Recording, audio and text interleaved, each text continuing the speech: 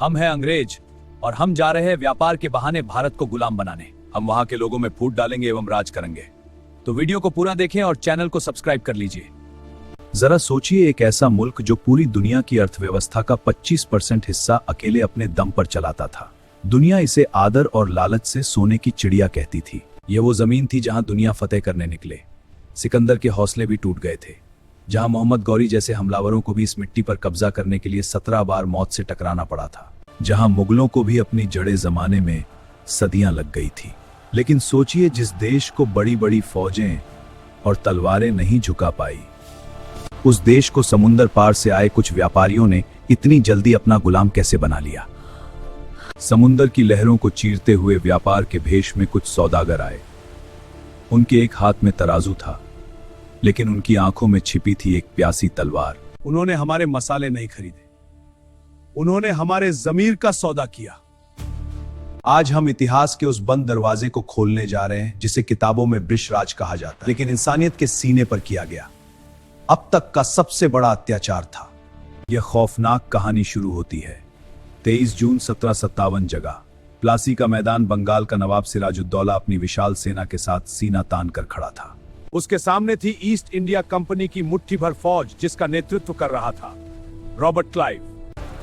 कागजों पर यह एक युद्ध होना था, लेकिन उस दिन मैदान जंग में जो हुआ वह युद्ध नहीं, वह धोखा था। एक ऐसी गद्दारी जिसने आने वाले 200 सालों तक हिंदुस्तानियों का खून चूसने का लाइसेंस अंग्रेजों को थमा दिया। नवाब की सेना का सेनापति मीर जाफर अपनी हजारों की फौज लेकर युद्ध के मैदान में खड़ा रहा।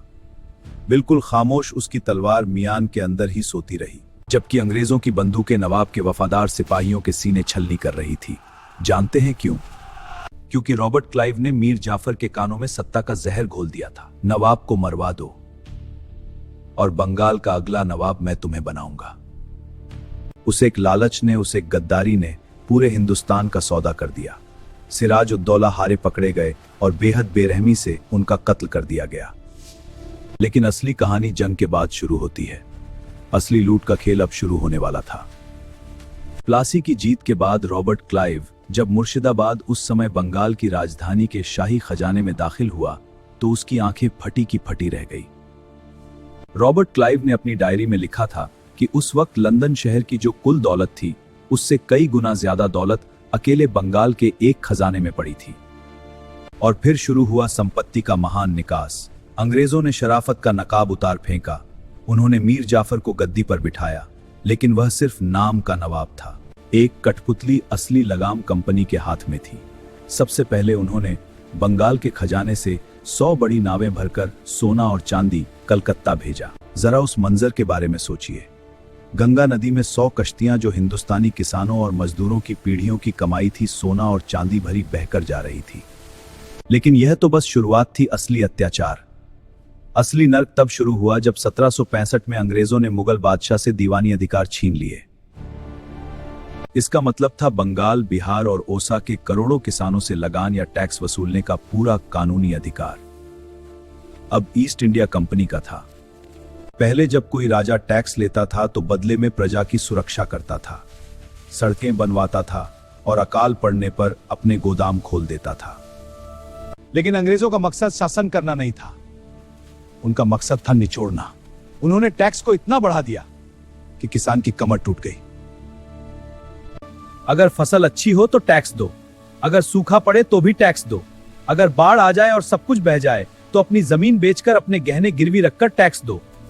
जहां पहले किसान अपनी फसल का 10% हिस्सा राजा को देता था, अब अंग्रेज 50% से ज्यादा छीन रहे थे। अंग्रेजों ने न सिर्फ हमारा अनाज छीना, बल्कि उन्होंने हमारी खेती करने के तरीके को भी हमेशा के लिए बर्बाद कर दिया। किसानों, अब से तुम्हें नील और अफीम उगाना होगा। लेकिन साहब, हम तो धान और गेहूं उगाते हैं। वो छोड़ो, कंपनी के लिए नील और अफीम ही उगाओगे। ये हमारी जमीन है, वरना सारी फसल जब्त कर लेंगे। जिस जमीन पर सदियों से सोना उगता था, वहां अब अंग्रेजों ने जहर उगवाना शुरू कर दिया था। बंगाल जो कभी इतना समृद्ध था कि पूरी दुनिया को कपड़ा और अनाज बेचता था, अब खुद भीख मांगने पर मजबूर हो गया था। लेकिन यह तो सिर्फ कृषि की बर्बादी थी। अंग्रेजों की भूख अभी शांत नहीं हुई थी। अब उनकी नजर थी भारत के उस हुनर पर, उस उद्योग पर जिसके सामने ब्रिटेन की फैक्ट्रियां धूल चाटती थी। मैं बात कर रहा हूं भारत के कपड़ा उद्योग की। आगे हम देखेंगे एक ऐसा क्रूर सच जिसे सुनकर आपकी रूह कांप जाएगी। कैसे ढाका की मलमल बनाने वाले बुनकरों के अंगूठे काट दिए गए, कैसे अंग्रेजों ने भारत के करगहों को तोड़कर उसे लोहे की मशीनों का गुलाम बना दिया। हमारे बंगाल के कारीगरों के हाथों में वह जादू था कि वह हवा को भी गांठ बांध सकते थे। कहा जाता है कि 6 गज लंबी पूरी साड़ी एक छोटी सी अंगूठी के बीच से निकल जाती थी। दुनिया इसे बुनी हुई हवा कहती थी।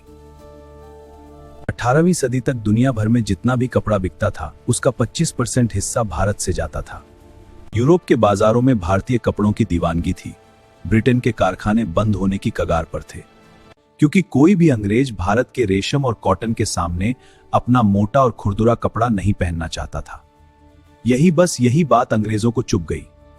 अंग्रेजों को समझ आ गया था कि जब तक भारत के कारीगर जिंदा है, मैनचेस्टर की मिलें कभी मुनाफा नहीं कमा पाएंगी। और फिर ईस्ट इंडिया कंपनी ने तय किया कि भारत को अब कपड़ा बेचने वाला नहीं बल्कि कपड़ा खरीदने वाला देश बनाया जाएगा।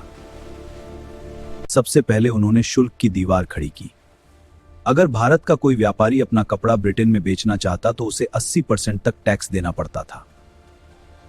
यानी हमारा कपड़ा वहां इतना महंगा कर दिया गया कि कोई खरीद ही ना सके। लेकिन अगर ब्रिटेन का मशीन से बना कपड़ा भारत आता तो उस पर 0% टैक्स था। इसे उन्होंने नाम दिया मुक्त व्यापार। लेकिन यह सिर्फ अंग्रेजों के लिए मुक्त था, भारतीयों के लिए यह मौत का व्यापार था। लेकिन भारतीय कारीगरों का हुनर इतना पक्का था कि इतना टैक्स लगने के बाद भी लोग भारतीय कपड़ा ही मांग रहे थे। जब अंग्रेजों से बराबरी नहीं की गई तो उन्होंने बर्बादी का रास्ता चुना। कहा जाता है कि जो बुनकर कंपनी के लिए काम करने से मना करते थे या जो अपना हुनर किसी और को सिखाते थे, अंग्रेज सिपाही उनके अंगूठे काट दिया करते थे। सोचिए उस दर्द को। एक कलाकार जिसकी पूरी दुनिया उसकी उंगलियों में बसी है, उसके हाथ को ही बेकार कर दिया गया ताकि वह दोबारा कभी वह जादुई कपड़ा ना बुन सके। कंपनी के गुमशस्ता गांवों में जाते, बुनकरों के करघे तोड़ देते, उनके घरों में आग लगा देते और उन्हें पीटा जाता। मकसद सिर्फ एक था, भारतीय उद्योग की रीढ़ की हड्डी तोड़ना। नतीजा, जो भारत सदियों से दुनिया को कपड़ा पहनाता था, अब वह खुद नंगा हो गया था।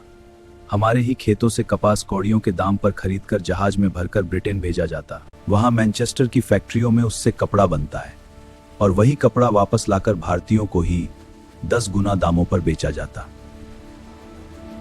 1834 में भारत के governor general Lord William Bentinck ने अपनी रिपोर्ट में एक लाइन लिखी थी जो आज भी इतिहास के पन्नों पर आंसू की तरह जमी हुई है।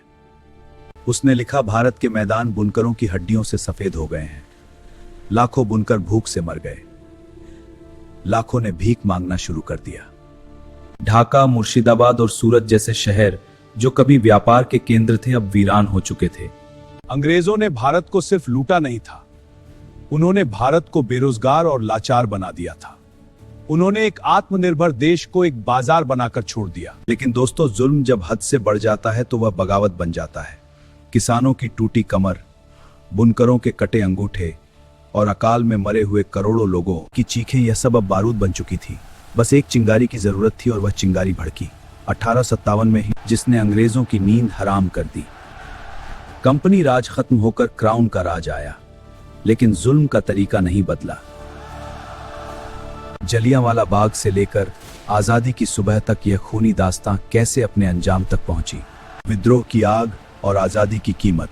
10 मई 1857, यह वह तारीख थी जब भारत के सब्र का बांध आखिरकार टूट गया। बैरकपुर से उठी मंगल पांडे की चिंगारी अब एक ज्वालामुखी बन चुकी थी। मेरठ से लेकर दिल्ली तक और झांसी से लेकर कानपुर तक हर जुबान पर बस एक ही नारा था, अंग्रेजों भारत छोड़ो। किसानों ने अपने हल छोड़ दिए और तलवारें उठा ली। जिन बुनकरों के हाथ काट दिए गए थे, उन्होंने भी ईंट पत्थर उठा लिए। हिंदू और मुसलमान कंधे से कंधा मिलाकर अंग्रेजों के खिलाफ खड़े थे। लेकिन अंग्रेजों ने इस विद्रोह का जवाब जिस बर्बरता से दिया, उसे इतिहास में द डेविल्स विंड कहा जाता है। दया मत दिखाओ, अंग्रेज जनरलों ने आदेश दिया था। अंग्रेजों ने कहा, हर वह शख्स जो बागी लगे उसे खत्म कर दो। उन्होंने विद्रोह को कुचलने के लिए क्रूरता की सारी हदें पार कर दी। पकड़े गए विद्रोहियों को तोपों के मुंह पर बांध दिया जाता और फिर तोप चला दी जाती। इंसान के शरीर के चिथड़े हवा में बिखर जाते। यह सिर्फ मौत नहीं थी, यह एक संदेश था ताकि आने वाली पीढ़ियां बगावत का नाम तक ना ले सके। इतिहासकार बताते हैं कि ग्रैंड ट्रंक रोड पर मीलों तक ऐसा कोई पेड़ नहीं बचा था जिस पर किसी हिंदुस्तानी की लाश ना लटकी हो। हजारों गांवों को आग लगा दी गई, जिसमें बूढ़े, बच्चे और औरतें जिंदा जल गए। 1857 में खून की नदियां बहने के बाद ईस्ट इंडिया कंपनी अब भारत को संभाल नहीं सकती। 1858 में कंपनी का राज खत्म कर दिया गया।